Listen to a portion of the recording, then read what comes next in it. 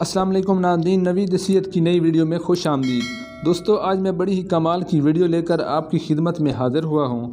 आज मैं बताऊँगा कि सिर्फ़ एक गिलास पानी में घोल कर पीने से मर्दाना ताकत इस कदर बढ़ेगी कि अगर आप 10 बीवियाँ भी रख लें तो यकीन जानिए इस एक गिलास पानी के पीने से इन तमाम बीवियों को सैराब कर सकती हैं और आपके अंदर 100 मर्दों जितनी ताकत आ सकती है।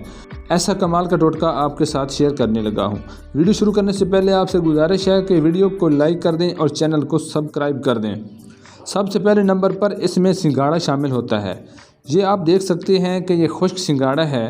क़ुव्वत बा को बढ़ाता है, मर्दाना कमज़ोरी को दूर करता है। दुबले पतले अफराद के लिए बहुत ही ज़बरदस्त चीज़ है सिंगाड़ा। दिमागी सलाहियत बढ़ाता है और खून की रवानगी को बेहतर करता है। दूसरे नंबर पर आपको मौसरी सफ़ेद चाहिए। मौसरी सफ़ेद मादा को गाढ़ा करती है और टाइमिंग के लिए भी इसे इस्तेमाल किया जाता है। इसके अलावा जरासीम बनाती है। अगर ना मर्द भी इसे खा ले तो वो भी बिल्कुल मर्द बन जाएगा। तीसरे नंबर पर हमें चाहिए सालिब मिस्री।